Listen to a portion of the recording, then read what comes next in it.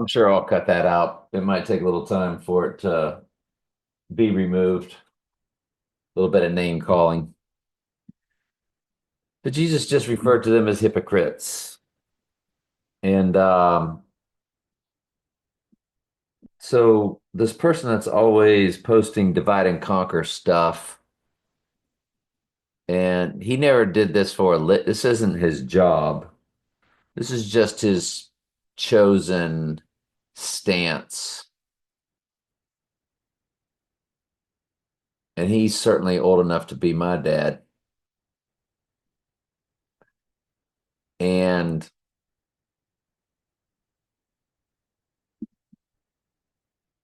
he attacked a world religion that is extremely pagan, but he was attacking it for something else. There was some kind of meme going on.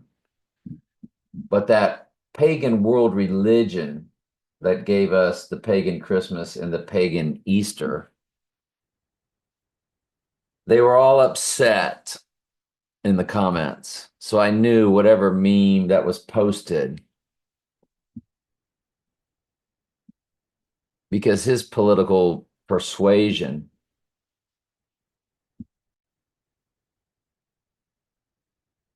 is not doing so well with their new leader, I guess. I don't pay that stuff. No, never mind. Unless I catch it on some type of entertainment that I might follow. Because Mystery Babylon will hide their truth more abundantly in a Bill Maher show than almost anywhere else. And all these people were upset. And and he will tell you he is a protester of that religion, which we know is fake because not only do they believe in free will, which came from that pagan sector over there in Italy, in the city state, free will came from them, Christmas came from them, Easter came from them. But he's putting them on blast because of their new elected leader, because it's all staged, it's all fake, it's all divide and conquer crap. So when I see people constantly posting and getting meaner and nastier, I kind of feel like they're just agent provocateurs being told, just do it. Just be nasty, drive the hate, divide and conquer, drive the hate, be hateful. Who cares? We're near the end of what I guess they think will be their great reset. I have no idea. Maybe they know it's biblical and they just don't care. They just hate the God of the Bible because he doesn't love everybody. Like James Bond said in his rant in No Time to Die, it would have been nice to have at least had a chance. Well, it's not put in your heart to love him. You're not under grace, so you have no chance.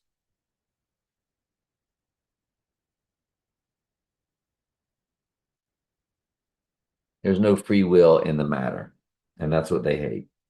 But yet they will teach free will to trick and to fool and celebrate pagan holidays and stamp the God of the Bible's name to them.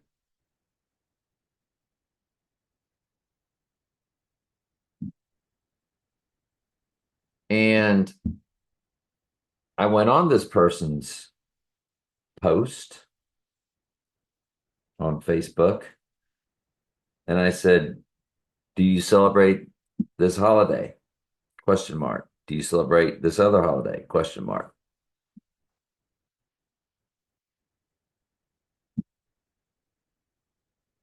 And then something along the lines of, "You believe in free will?" Yeah, I think that was it. Knowing that his so-called protesting religion given that name because they're supposed to be anti-pagan, but yet we know the states Virginia and Maryland. So this country is of them, 100%.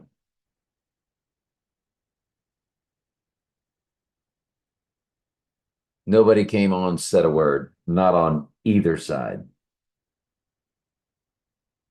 because I was putting both sides down because I was telling the truth and nobody wanted to touch it with a 10-foot pole. One was pretty mean spirited. Then I reworded it. I deleted it and reworded it.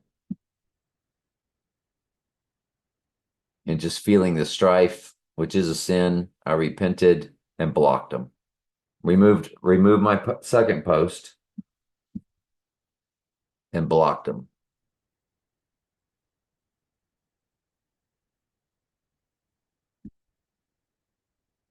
And then I did a nice rant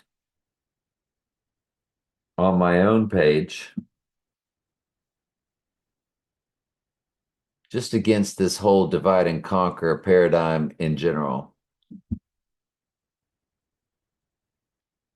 and how silly and childish it is, and how you're either an agent provocateur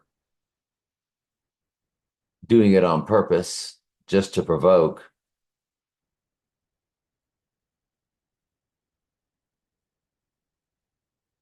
which means you're a member of Mystery Babylon or an offshoot of it, agent provocateur,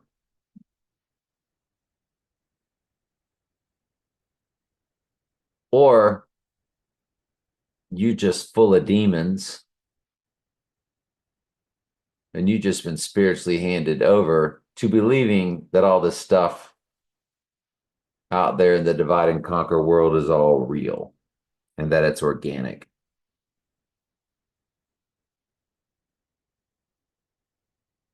I mean, both would be spiritual, wouldn't they?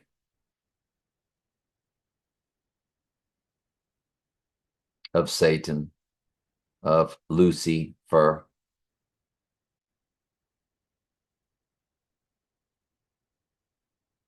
But what a hypocrite. He's part of a fake world religion and he's putting down another fake world religion. And all the rest of his stuff is just the usual divide and conquer mess.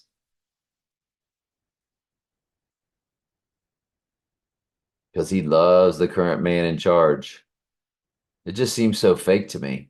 I'll see people on the other side too, and I'm wondering, are they also just agent provocateurs? Agent provocateur.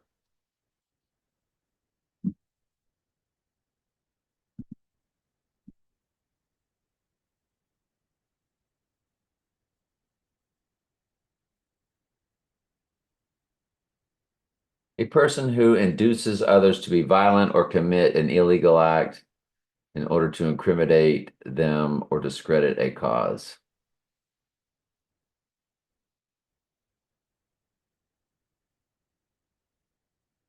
So they wouldn't be literal agent provocateurs, but they sure would be spiritual.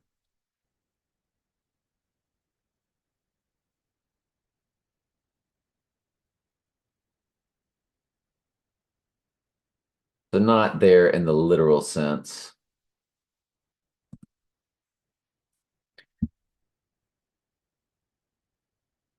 He's not enticing crime, but they're enticing hate, which lately has been called a crime or could be theoretically.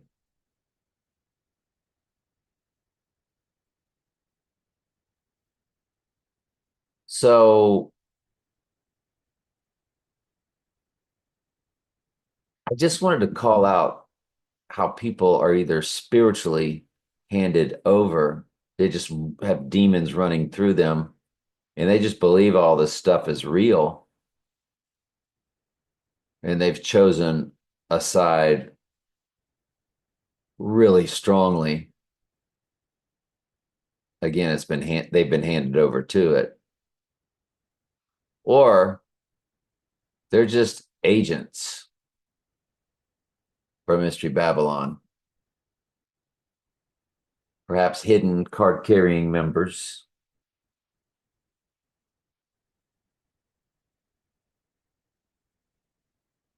known only to each other as card-carrying members, or just really good friends of theirs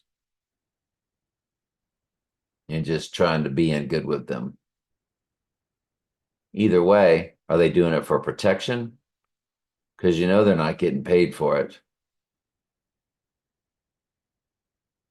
They think they're going to be protected at some point. They're trying to gain some sort of leverage. Every apostle was murdered. God, even in the flesh, God was murdered. It's the duty of the sheep to be a lamb to the slaughter. Who are these agents that just go out of their way to promote divide and conquer? Are they organic and just handed over to it spiritually? Or are they straight up agents just putting flames to the fire? Again, the spiritual satanic fire, they're just there to add flames, stoking it. No pun intended. So it's a real low level personality either way. Very low level. One would be a 100% gaslighter, and the other's just filled with demons. Either way, the amount of respect I have for them is less than zero.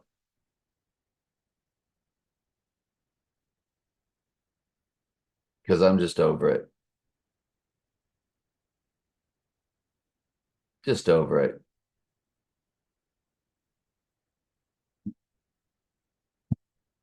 Get on with tonight's lesson. Luke 8, 4 through 12. And when much people were gathered together and were come to him out of every city, he spake by a parable. A sower went out to sow his seed, and he sowed. Some fell by the wayside and was trodden down. So this is the parable of the sower and the seeds, and I've watched this take place literally. I watched somebody be a false teacher, and I studied under them. I didn't think he was a false teacher at the time, and he either was purposefully being one or just organically the usual free will Christmas, Easter. And then he came out of Christmas, Easter, but still promoted free will, which I was part of that too. And then we came out of Christmas, Easter, but we were still into free will. And then he said we're no longer in the new covenant, or we never have been in the new covenant. So we backed away and debated, and through the debates, the Lord showed me the truth. That man has no free will. It was the only way to answer his one very strong objection to being in the new covenant. Because it said, basically, in less words, well, it says, they shall teach no more every man his neighbor and every man his brother, saying, know the Lord. For they shall already know me from least to the greatest of them, saith the Lord. That's the verbatim Jeremiah 31:34.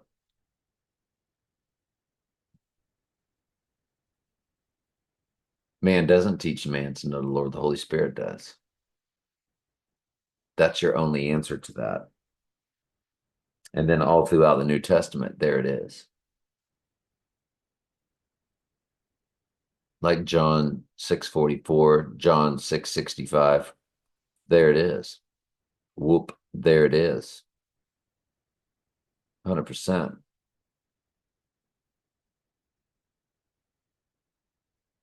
Along with many other places in the Bible. And so, sower, parable of the sower and the seeds. And then, so he was just keeping the Torah for salvation. And then he no longer believed in the Bible at all. This is over a period of many months or a few years. So what little he had, even that was taken away, and that's your parable of the sower and the seeds. He was there for a little while, but then he fell by the wayside.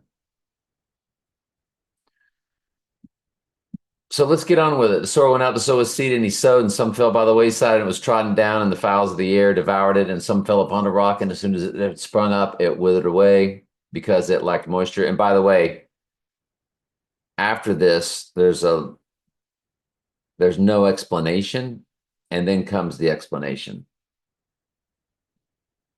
which will really explain what I just told you, how it straight up was the parable of the sower and the seed. Some fell upon a rock, and it was as soon as it was sprung up, it withered away, and because it lacked moisture. And some fell among thorns, and as soon as it sprung up, excuse me, and the thorns sprang up with it and choked it. And here's the sheep. And other fell on good ground and sprang up and bare fruit 100-fold. And when he had said these things, he cried, "He that have ears to hear, let him hear." And his disciples asked him, saying, "What might this parable be?" And he said unto them, "It is given unto you, it is given to know the mysteries of the kingdom." You see, it's a mystery, isn't it? Yeah, it's hidden, only given by grace. But to other in parables, that seeing they might not see, and hearing they might not understand. It's a mystery, isn't it? Now the parable is this: the seed is the word of God. So now here comes the explanation. Those by the wayside are they that hear, then cometh the devil, and taketh away the word out of their hearts, lest they should believe and be saved. And this study does continue. It's not the end of it. Revelation chapter 7, 1-8. Here we go. And after these things, I saw 4 angels standing on the 4 corners of the earth, holding the 4 winds of the earth, that the wind should not blow on the earth, nor on the sea, nor on any tree. And I saw another angel ascending out of the east, having a seal of the living God. And he cried with a loud voice to the 4 angels to whom it was given to hurt the earth and the sea, saying, "Hurt not the earth or the sea, or nor the trees, until we have sealed the servants of our God on their foreheads." Notice the mark on the foreheads is a spiritual mark, just like the mark of the beast is a spiritual seal on their hands or foreheads. The mark of the beast is nothing more than total human body possession. And I heard the number of them which were sealed, and they were sealed, 144,000 of all the tribes of the children of Israel. Of the tribe of Judah were sealed 12,000. Of the tribe of Reuben were sealed 12,000. Of the tribe of Gad were sealed 12,000.